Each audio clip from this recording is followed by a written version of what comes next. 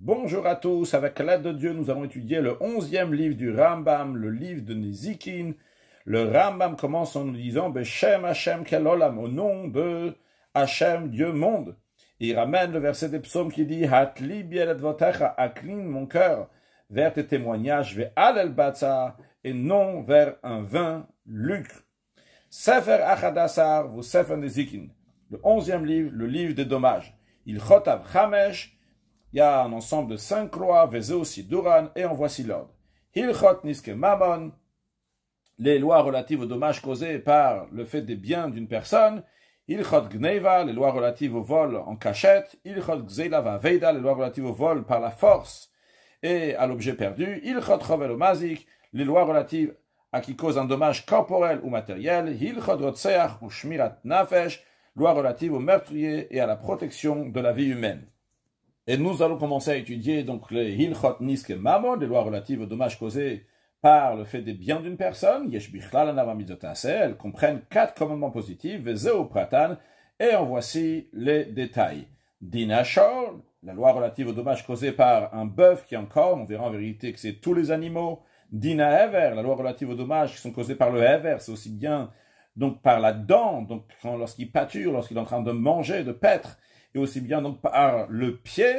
Dina bor, la loi relative aux dommages causés par une fosse, un trou que quelqu'un a fait. Dalet, dina be'er, la loi relative aux dommages causés par le feu. Le point commun donc de ces lois-là, de ces 4 mitzvot, c'est que c'est niske mammon, c'est mon argent qui a endommagé, ou l'argent ou mes biens que j'ai la responsabilité qui a endommagé, ou beo mitzvot eilu, bifaki melu, et l'explication de ces 4 mitzvot-là dans les chapitres à venir, Perek Rishon, Halacha Aleph, Kol nefesh chaya shebirshut shel adam, tout animal qui appartient à une personne, chez Izika, qui a endommagé un autre être humain, ou bien qui a endommagé des biens de quelqu'un d'autre, Abe'alim chayavim leshalem, les propriétaires ont le devoir de rembourser la victime, vu que c'est leur argent qui a endommagé. De la même manière que si c'est le corps de quelqu'un qui a endommagé quelqu'un d'autre, il doit rembourser le dommage. De la même manière aussi, si c'est l'argent de quelqu'un qui a endommagé, il doit rembourser le dommage. Shenema, car il est dit dans la Torah, qui yigov shor ish et shor eu.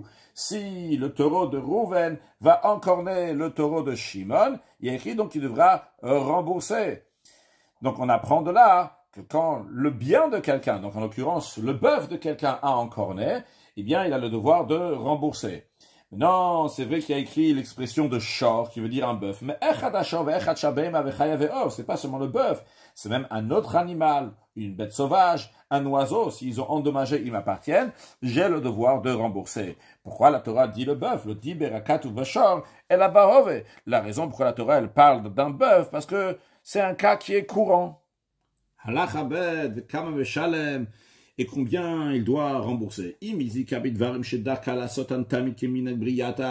Si l'animal a causé un dommage par une action qu'il effectue toujours de manière ordinaire, qui comme par exemple, un animal qui a mangé de la paille ou du foin, ou bien qu'elle a endommagé en marchant avec son pied, elle a endommagé, il doit rembourser la totalité, donc tout le prix du dommage, tout le rembourser à 100%, ce qu'on appelle le nezek shalem. D'où il doit rembourser, mina yafesh bin chassav, du meilleur de ses biens. C'est-à-dire que s'il n'a pas les moyens de donner de l'argent, eh bien, il n'a pas le moyen non plus de donner des biens qui sont mobiliers. Il va donner quelque chose qui est immobilier. Eh bien, l'immobilier qu'il va donner va être le meilleur. Comme la Torah, elle dit, Metav Sadeo, le meilleur de son champ, Metav Karmol, le meilleur de ses vignes, Yeshalem, il va rembourser. C'est-à-dire qu'il y a différentes sortes de terres. Il y a des terres qui sont zibourites, qui sont mauvaises, donc pour planter là-bas. Il y a des terres qui sont bénonites, qui sont mieux. Il y a des idites, donc le meilleur. Donc s'il a ces 3 catégories, ou 2 catégories, eh bien, il donnera de la meilleure de ces terres. Il ne pourra pas lui dire, tiens, prends cette terre-là, même que cette terre-là, elle est moins bonne. Évidemment, on parle quoi qu'il arrive, il va rembourser par exemple 100 € s'il doit rembourser 100 €. Mais la question avec quoi il va rembourser 100 €? Est-ce qu'il va rembourser 100 € avec une terre qui est fertile, qui est bonne, ou bien une terre qui est moins bonne? Mais évidemment, on parle d'une valeur de 100 €. Et la Torah dit justement qu'il doit donner donc du meilleur. Donc ça, c'est si son animal, il a endommagé, donc de manière naturelle, avec quelque chose qu'il fait toujours. Maintenant, Vim Shinat, si elle a changé, elle a dévié de son habitude, elle a fait des choses que c'est pas toujours son habitude de faire, elle est endommagée par cela. Comme par exemple, Shorsh Nagar, un taureau qui a encorné, ce qui n'est pas l'habitude normale d'un taureau d'encorner. Manger, oui, c'est l'habitude, mais pas encorné. On nachar, ou bien qu'il a un mordu, eh bien, chayav le shalem. Dans ces cas-là, le propriétaire, il doit rembourser chatsi nezek, uniquement la moitié du dommage. Et ça, d'où il doit le payer? Migouf amazik atzmo, du corps de l'animal, par exemple du bœuf, qui a endommagé, comme on va l'expliquer dans la Gimel dans un instant. Shenemar, car la Torah dit que lorsque il va y avoir le bœuf de Rouven qui va encorner le bœuf de Shimon, et le bœuf de Shimon il est mort, la Torah dit qu'on va vendre le bœuf vivant, celui de Rouven, vechatsu et kasfo, et ils vont partager l'argent entre Rouven et Shimon, c'est-à-dire qu'ils deviennent associés dans ce bœuf qui a encorné.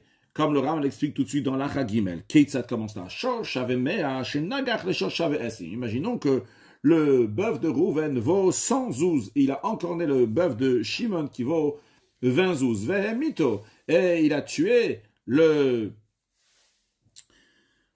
bœuf de Shimon. Maintenant, le cadavre vaut seulement 4 zouz. Donc, combien il a perdu Shimon? Shimon a perdu 16 zouz.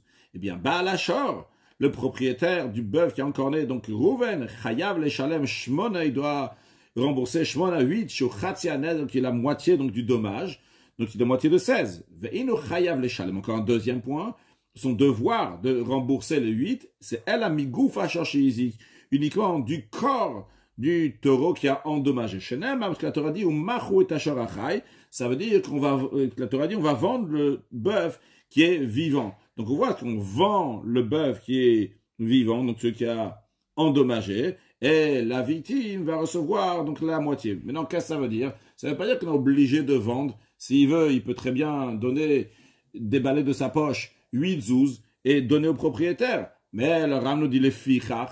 C'est la raison pour laquelle si un bœuf qui vaut 20 zouz, il a encorné un bœuf qui vaut 200 zouz. Et le cadavre, maintenant, il vaut seulement 100 zouz. Donc, le propriétaire, Shimon, la victime, il a perdu 100 zouz. Combien a le devoir de lui rembourser le propriétaire de celui qui a encorné? Combien Rouven doit rembourser? Il doit rembourser 50. Mais est-ce qu'il peut rembourser 50? Non, il lui dit, écoute, regarde, le cadavre, l'animal qui a encorné, il vaut seulement 20. Donc, donc le propriétaire du cadavre de l'animal donc qui a été tué, la victime, donc Shimon, il ne peut pas dire au propriétaire du bœuf qui est vivant, donc Aro va dire Tani Chamishim, donne-moi 50 zouz. Non. Et là, Omerlo, il lui dit, écoute, voici le bœuf qui a encorné, il est devant toi. Prends-le et vas-y. Tu ne peux pas me demander plus que 20. Dinar, même si ce bœuf-là qui a encorné, il vaut seulement un seul dinar, et que celui qui a été encorné, donc la victime, vaut beaucoup plus, il ne peut pas prendre plus qu'un dinar. De même tout ce qui est similaire à ça. Pourquoi? Parce que la Torah dit qu'au Machu et Tasharacha, ils vont vendre le bœuf qui est vivant, et les Chatsu et Kaswa, ils vont se partager la somme. Donc, dans tous les cas, il y a deux choses. Il y a partager la somme. Donc ici, la somme, c'est 50. Mais d'où on prend ces 50? Uniquement du Shorachai, du bœuf qui est vivant. Et le bœuf qui est vivant vaut seulement 20 zouz. Halacha dalet. Un animal qui fait quelque chose, que c'est sa nature de le faire. Ou un ikra mouad, celui qui est appelé mouad, on va traduire par averti. Et donc, les propriétaires vont rembourser toute la valeur du dommage que l'animal il a fait, vu qu'il est averti, c'est normal que le propriétaire va le faire. Et c'est normal que l'animal va le faire. Va me chane, ce qui change. Il a fait quelque chose, c'est pas l'habitude de cette espèce-là de le faire toujours. Par exemple, un bœuf qui a encorné ou bien qui a mordu, ou un nikratam, il est appelé tam, on va traduire par innocent. Et celui-là qui a changé, Plusieurs fois, il a fait ce changement-là. Il s'est habitué, qu'on apprendra plus tard. Donc, c'est lorsqu'il a fait 3 fois cette chose-là que c'est pas son habitude. Nase mouad leotodavash au galbo. Il est devenu mouad, on va traduire par averti. Donc, à cette chose-là, qu'il est devenu habitué. Shennemar, comme la Torah dit, onoda. Kishonagahu. Bien, si c'était su, c'est-à-dire que ça y est, il a pris l'habitude maintenant de devenir un bœuf qui encorne, dans ces cas-là, il remboursera la totalité. Il y a 5 actions qui sont considérées tam, inhabituelles dans l'animal lorsque ça se présente donc la première fois. Et si elle a été avertie, elle a pris l'habitude maintenant, les propriétaires ont été avertis, elle a pris l'habitude de les faire, elle devient donc une habituée à cette action-là, donc elle est plus tam maintenant. Elle est devenue habituée à cette action-là. Quels sont ceux-là? Voici, à Be'ema, l'animal, de base, c'est pas son habitude mitrilata de base, l'oligar, ni d'encorner avec les cornes, le ligof, ni de pousser avec le corps, le lichort, ni de mordre, le libot, ni de se tapir sur des grands ustensiles, l'olivot, et ni de donner des coups de patte. Maintenant, même si elle a pris l'habitude de faire une de ces 5 choses qu'on vient de dire, elle devient mouad, elle devient avertie, habituée pour ces choses-là. Avalachel, mais en ce qui concerne la dent, elle a l'habitude de base, l'echol taraül de manger tout ce qui convient à un animal. Si un animal, il voit quelque chose qui lui convient, il le mange, c'est normal. Le pied, il est habitué de base, c'est la nature de l'animal, de casser les choses qu'il y a sur le chemin. Encore une chose de Ram nous dit, que l'animal, il a son habitude de base de se tapir sur des petits ustensiles, contrairement à ce qu'on a vu avant que c'est pas l'habitude de se tapir sur des grands ustensiles, mais sur des petits ustensiles. Le Ram nous dit à la fin de la que c'est son habitude sur les petits ustensiles, le kayot sebaem, ou ce qui ressemble à ça, de les écraser avec son corps. C'est la raison pour laquelle s'il a fait une de ces choses-là, les propriétaires doivent rembourser le nezek shalem, le plein pot, 100%. Il y a 5 animaux que dès le début de leur existence, ils sont considérés mouad, c'est leur habitude à causer des dommages. Va filom de tarbout, même s'ils sont domestiqués. Ou le fichar, c'est la raison pour laquelle Miziko et Mitubin Girase, ils ont endommagé ou bien ils ont fait mourir en encornant bin shicha, en mordant, en drissa ou bien en écrasant, le kayet sebem, ou ce qui est semblable à ça. Chayav nezek shalem, le propriétaire de ces animaux-là, qu'on va citer, il doit payer le plein pot, donc à 100%. Ve elouen, voici ces 5 animaux-là. Azeev, le loup, ve hari, le lion, ve adov, ve l'ours, ve anamer, le léopard, certains disent le tigre, ve bardelas, et la hyène, de même, un serpent qui a mordu, il est habitué à cela, va filoya ben tarbout, même s'il était domestiqué.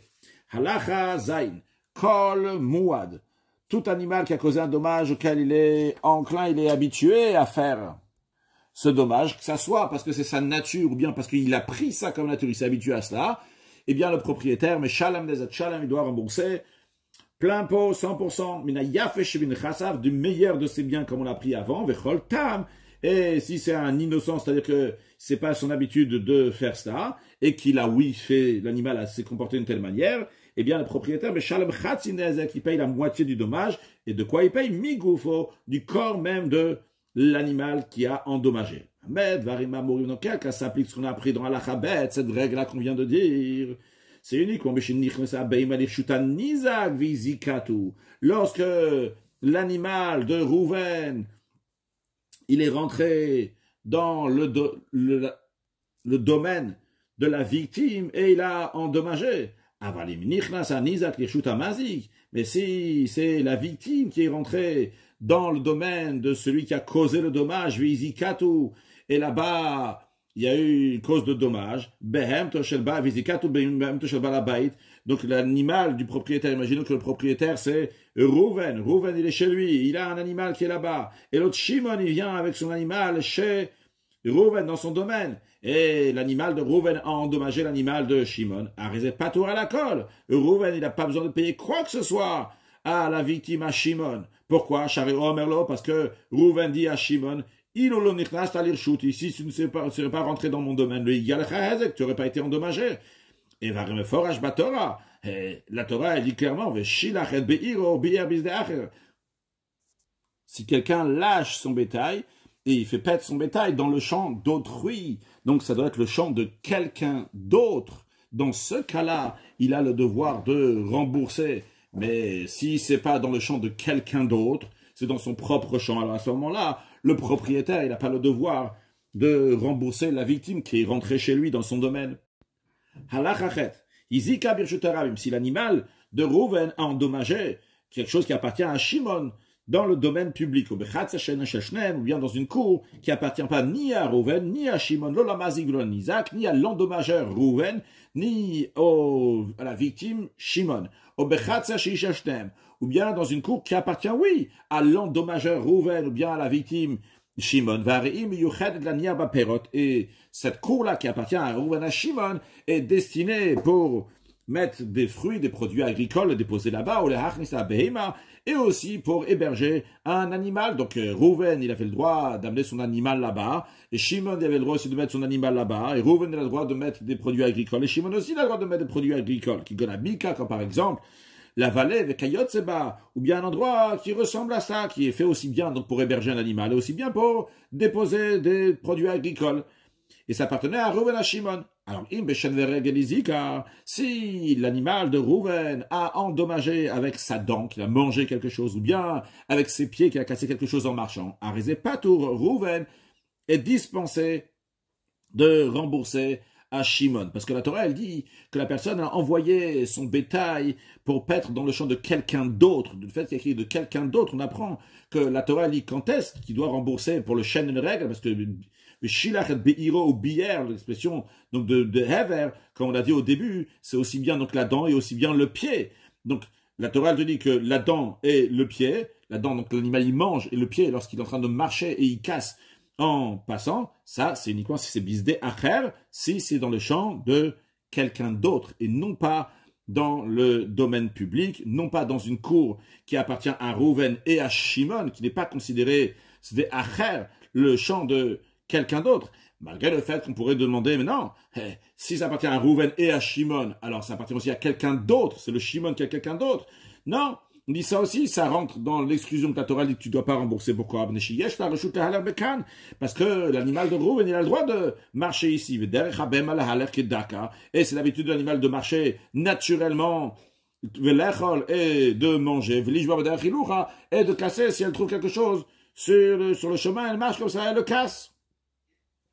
Mais non, Vimnagra, si elle a encorné au Nakfa, si elle a poussé avec son corps au Rafsa, ou bien qu'elle a tapé sur des ustensiles au bat, ou bien qu'elle a donné des coups de patte au Nashra, ou bien qu'elle a mordu un homme ou un animal de quelqu'un d'autre. Alors, Im Tamaï, si elle est innocente, c'est pas son habitude, mais Shalem Khatinez avec le propriétaire, Rouven, il va devoir payer la moitié du dommage, donc encore une fois, du corps même de l'animal, Vimouadet, et si elle a l'habitude de le faire maintenant, Shalem, il devra rembourser donc le plein pot, donc à 100% du meilleur de ses biens. Donc malgré le fait qu'elle a le droit de marcher là-bas, mais c'est pas quelque chose qui est fait naturellement. Alors le propriétaire, il devait faire attention qu'elle ne va pas endommager s'il n'a pas gardé, donc il doit rembourser comme on vient de le dire.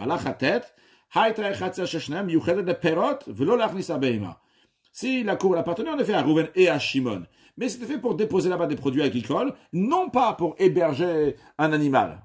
Et un des associés, donc par exemple Rouven, il a amené son animal dans cette cour qui n'était pas destinée pour héberger des animaux.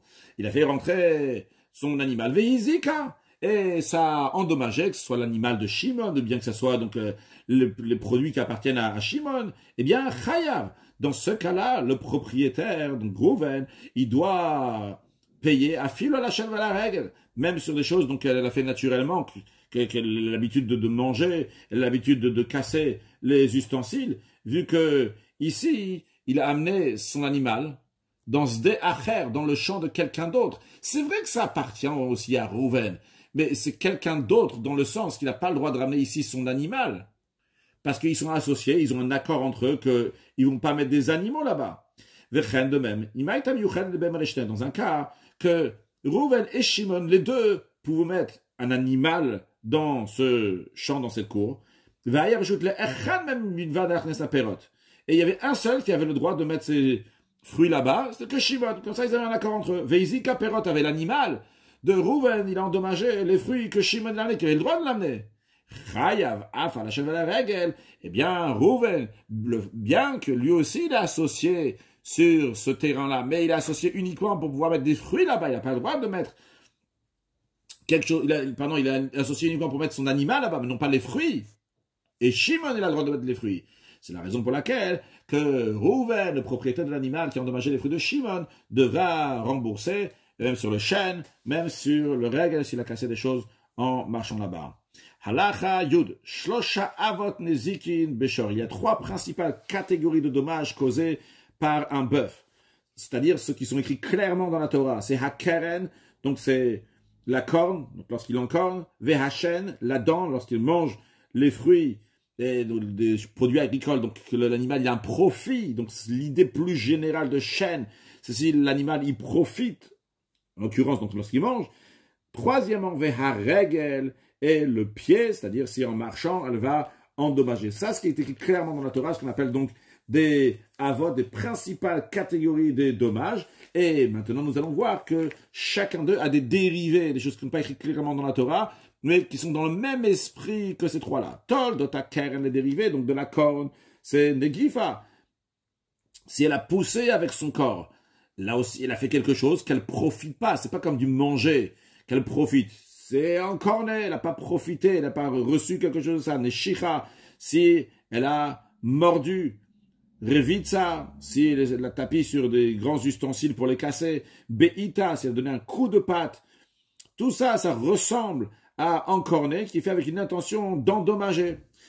Après, en ce qui concerne chêne, la dent, tol de ta chaîne, donc le dérivé de la dent, il me dit kachabakotel, si elle s'est frottée, elle a frotté son corps sur un mur. La nata, pour son plaisir, vizika bechikura, elle a endommagé avec ce frottement-là. Vechen de même, une tinfa perot anata, si elle a souillé des fruits pour son profit, elle s'est roulée comme les chevaux, les ânes font comme ça sur des choses, et elle les a salis par cela. Donc ça ressemble à la dent. La dent, elle mange pour avoir profité. Après, tol de ta règle, les dérivés du pied, Hizika begoufa derchilou, s'est endommagé avec son corps en marchant. Hizika bisara derchilou, bien qu'elle a endommagé par ses poils en marchant. Par exemple, il y a des ustensiles qui sont collés à ses poils, les a tirés jusqu'à qu'ils sont cassés. Chez Kishkesha biznava, qu'elle a secoué, remué sa queue, elle a endommagé par ça, ou bien avec la selle qui est sur elle, ou bien avec la bride qui est dans sa bouche, ou bien ou bien avec la clochette qui est autour de son cou. De même un âne qui a une charge sur lui et en marchant, il a endommagé. Bien Ginis qui est en train de tirer une charrette, qui est endommagé au moment où il est en train de la tirer. Tout cela, c'est des dérivés du pied. Et donc, c'est les halachot qu'on a vu avant, qu'au Birshut Harabim, tout si c'est dans le domaine public, ils sont exemptés les propriétaires de rembourser. Au Birshut Nizak, si c'est dans le domaine de la victime, mais Sham Nizak Shalom, les propriétaires devront rembourser le dommage en entier. Halacha Yudalef. Kishkesha biznav kishkushrav. Si l'animal a remué fortement la queue d'une façon inhabituelle, chez Enodakatamin, c'est pas son habitude comme ça toujours. Veizika, elle a endommagé Birshut Harabim dans le domaine public. Chez Kishkesha bagid, chez la Birshut Harabim, ou bien si elle a remué son organe génital dans le domaine public, et par cela Veizika, elle a causé un dommage, eh bien, son propriétaire, il n'est pas tour de rembourser. On considère ça comme le pied. Mais, si la victime a réussi à prendre de l'endommageur de l'argent pour rembourser ça, eh bien, tout ce qu'on le laisse prendre, c'est uniquement la moitié de la valeur. Comme si c'était la corne. Pourquoi? On vient de dire ici que le propriétaire ne doit pas rembourser. Alors, on nous dit qu'en vérité, chez Zéa Davar, cette chose-là, c'est-à-dire lorsque il y a eu la queue qui a fortement remué, ou bien qu'elle a remué son organe génital et qu'elle a endommagé, ça fait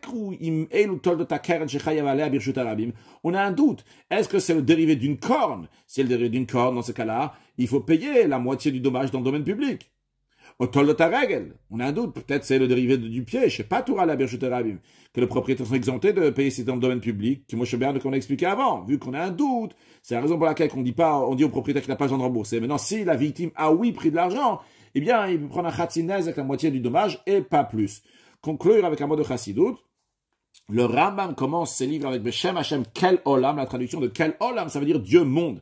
Et quand on dit Dieu monde, ça veut dire pas Dieu du monde, mais Dieu monde. Cela souligne qu'Akadosh Baruch Hu, il est entièrement le monde. Il n'y a pas un monde en tant qu'une existence en soi-même. Toute l'existence du monde, c'est uniquement le fait qu'Akadosh Baruch Hu le fait vivre à chaque instant. Mashiach là, ou une excellente journée.